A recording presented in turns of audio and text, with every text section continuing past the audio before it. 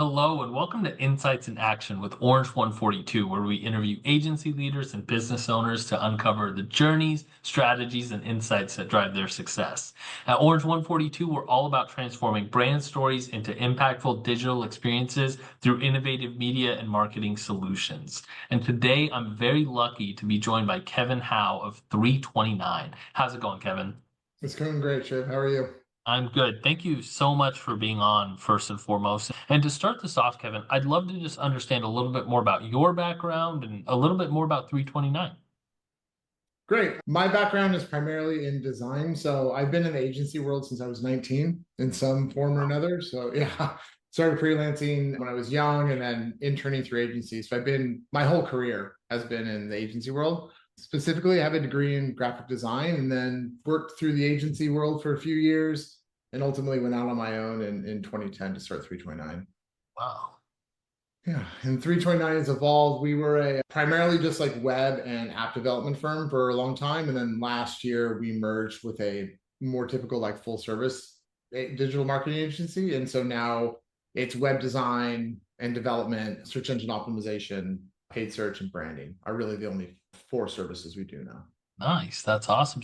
Just first and foremost, what was the catalyst for you, having been in the agency world for so long, for you to go, all right, I'm starting my own thing?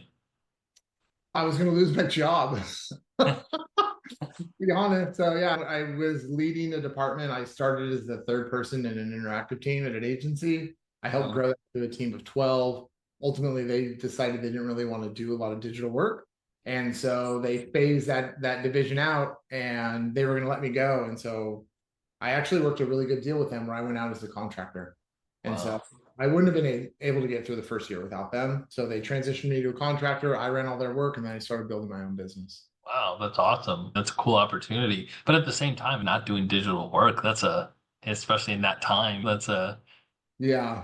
They do a lot of like branding and video, excuse me, is more where they were, right? And it made sense for them to focus there. So yeah, that makes sense. Okay, cool. Wow, that's really interesting. And you don't see too many. I feel like marketing is one of those things where people come from such various backgrounds. So it's really interesting to see somebody that has been in marketing from a very young age. You know what I mean? oh yeah, I was learning HTML at 19. It was very different. Very, very Yeah. different. Wow. So you specialize in long sales cycle industries like construction, SaaS, and finance. I'm curious, what is the biggest conception those companies have when they approach marketing? Yeah, the biggest one that we get right now is they don't see the web as like this pivotal piece, which is really interesting. They are like, oh, everything's going to go to the sales team. And that website doesn't matter. I met with a potential client last week, and they told me they're like, we don't really think the website matters. It is the longest form, most viewed piece of marketing material that you have. You do a website every what? We do ours every three. Most companies do theirs every seven, 5 to 7. You change out creative all the time, right? You change out Yeah. apps all the time. Emails get thrown about nobody's business. But this cornerstone piece of your brand, people don't think as important as it is. And Yeah. every meeting, it just blows my mind. Yeah, that's great. That's a wild take these days to have the idea that websites aren't that important. I used to work for a construction company. I was a custom home builder, and I was their director of marketing in my previous life, and they also thought the same thing. And I think that's a big thing in construction. A great industry, great group of guys usually, or people in general that are there. But I was like, you have to update your website enough so that you can show people because home trends, like how you build homes and stuff, and like what people like in their homes changes every few years. You know what I mean? So the homes that you build, like they have to be reflected on your website so that you could show that, hey, we don't build these old like 2000s home 2000 whatever homes that like with all these hallways and all these doors, whereas now it's like this big, these open floor plans work really well. That's important to show. Oh yeah, yeah. We get it a lot like it's who I know and it's RFPs and it doesn't really matter that much. And you're like, man, where do you think they're validating the RFP information? What do you think they're saying? Like, how do you think they're finding you? Like all these things. And we just see it a lot where they don't, and we can get them there where they understand, oh, okay, I understand why it's part of the sales cycle and why we need it. But their initial, a lot of times, I still don't really need one. And it just, I'm like, you need one. Like you really need, and Yeah. everyone has one, but it's like they don't think about the messaging. They just think, hey, No. we're gonna put up our site and say we're a construction company or we're in fintech or whatever it might be. And that's not enough because if that's what everybody says, and you have to start to talk to people about what you give them. Like it's very unique. Otherwise, you just sound like everybody else, and it Yeah. doesn't move the needle at all. Yeah, exactly. Exactly. And you said earlier that you went through a merger. I'm curious, what was the cause for the merger? What was the reason that you guys decided, oh yeah, we should add a little bit more services through a merger? Yeah, so my now business partner Josh, he and I ran in the same circles in when I was still in California in Sacramento. And I ran the agency by myself for 14 years at this point. And I don't know if burnout's the right word, but it was just time for a change. And I had been talking to a mutual friend of Josh and ours. And I was like, I should probably talk to Josh about this. And he was doing the same thing on the other side. Hey, I should talk to Kevin about this. And we beat him on an RFP.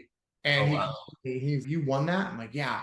He's like, how do you like what did you charge? And I told him, and he's like, that's 10 grand over their like RFP budget. I was like, yeah, I'm like, because that's what it's going to cost.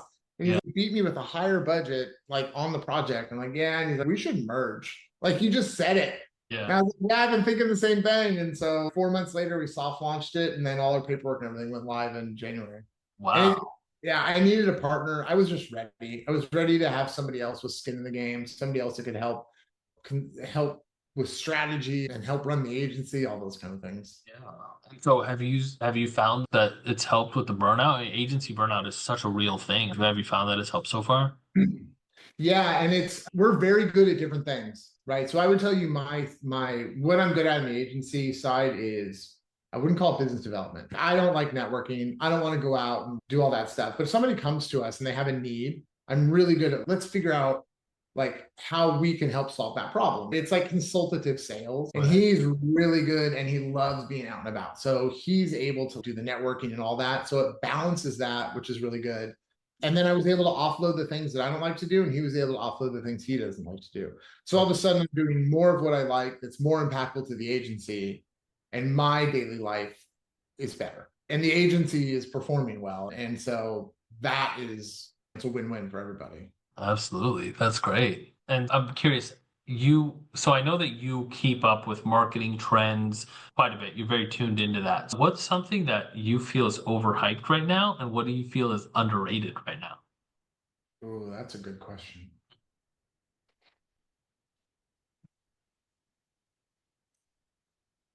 I would say that SEO is underrated right now, Good answer.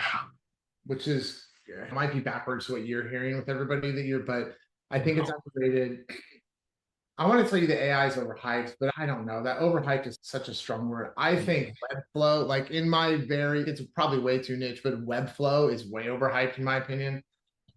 Yeah. And yeah, I think that those two, SEO is really undervalued right now, which is really, Yeah.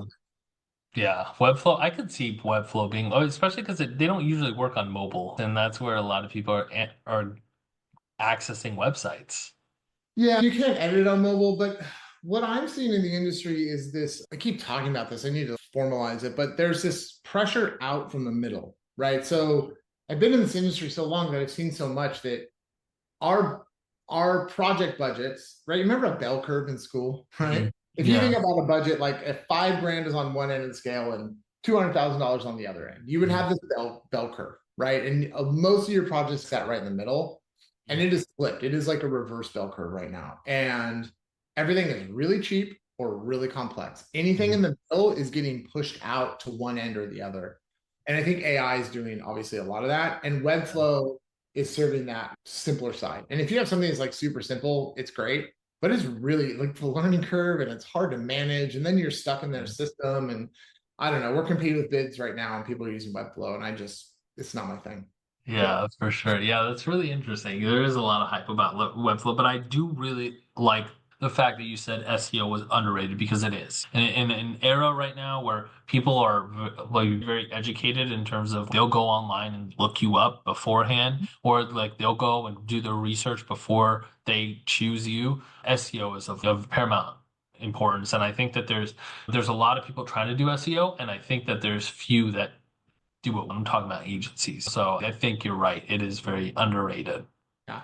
And the interesting thing, we're starting to now do, oh, I don't even know what we call it. There's a few terms bouncing around, but one is search everywhere optimization. The other one is answer engine optimization is what we're working on right now, which is getting your business listed in an AI result. So what's happening is, I'm assuming you use AI, right? I use it on a daily basis. And so certain generations are moving and using it as search, and it's replacing that Google search. And there's ways through SEO to get your site listed in those AI searches. So if you go to ChatGPT and you're like, what's the best taqueria near me? It goes out, and where does it get the information? It gets it all from the web. And so you can use that to actually show up in their listings. We've been doing a lot of that. Wow. That's really interesting. Wow. Yeah. So you can go in, like if you search for, who are the best marketing agencies in Sacramento, California? Like we are most of the time one of the top two that come up. Wow. That's And cool. we weren't in that listing in like a month ago. Yeah. Yeah. Wow. I never thought about using AI and SEO in conjunction like that. That's really cool. Wow. Yeah, because think about how does it get educated? And educate is the wrong word, but it gets trained, it gets its information from the web.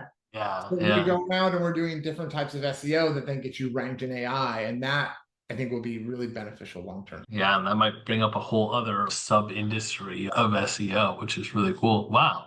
That's really cool. Kevin, I've really enjoyed this conversation. I love the way that you approach your agency, and I'm glad that your merger has gone really well. Where can people learn more about you? Where can people learn more about 329? Yeah, the best place is our website, which is just 329.com. And it's a little odd, but it's spelled out. So it's THREE, then the number two, then the number 9.com. And we have links to our LinkedIn profile, and everything's on that site. Awesome. Cool. Thank you so much again for being on. Yeah, thank you for having me.